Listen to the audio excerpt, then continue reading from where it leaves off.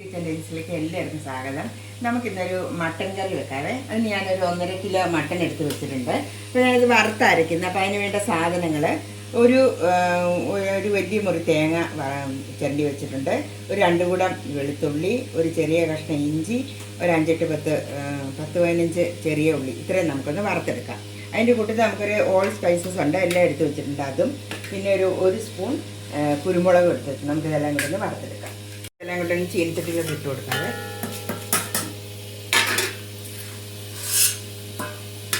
നമുക്കൊന്ന് വറുത്തെടുക്കാം.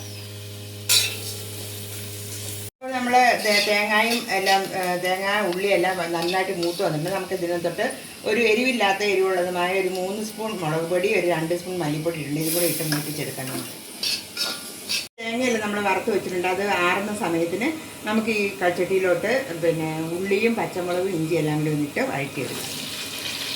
അതിൻ്റെ ഉള്ളിയെല്ലാം മൂത്തിട്ടുണ്ട്. അപ്പോൾ നമുക്ക് തക്കാളി ഇട്ട് കൊടുക്കാം. തക്കാളിയുടെ കൂടെ തന്നെ നമുക്ക് ഈ മല്ലിപ്പൊടിയും മുളക് പൊടിയും ശകലം കൂടി ഞാൻ എടുത്ത് വെച്ചിട്ടുണ്ട്. അതും കൂടെ നമുക്ക് ഇട്ട് കൊടുക്കാം. നല്ലതായിട്ട് മൂപ്പിച്ചെടുത്തിട്ട് നമുക്ക് ഇറച്ചിട്ട് കൊടുക്കാം. ഉള്ളിയും തക്കാളിയും എല്ലാം വഴറ്റിയിട്ടുണ്ട്. നമുക്ക് ഈ മട്ടൻ ഇതിലോട്ട് ഇട്ട് കൊടുക്കാം. നന്നായിട്ടൊന്ന് ഇറക്കി കൊടുക്കാം. നമ്മുടെ ഉള്ളിയും തക്കാളിയൊക്കെ വഴറ്റുന്ന നേരം നമുക്ക് വറുത്ത് വെച്ചിരുന്ന തേങ്ങ ഒന്ന് പൊടിച്ചുകൊണ്ട് വരാം. നമ്മൾ നന്നായിട്ട് യോജിപ്പിച്ചൊക്കെ വെച്ചിട്ടുണ്ട്. നമ്മൾ അരച്ച് വെച്ചിരിക്കുന്ന അരപ്പ് ഇതിലോട്ട് ഇട്ട് കൊടുക്കാം.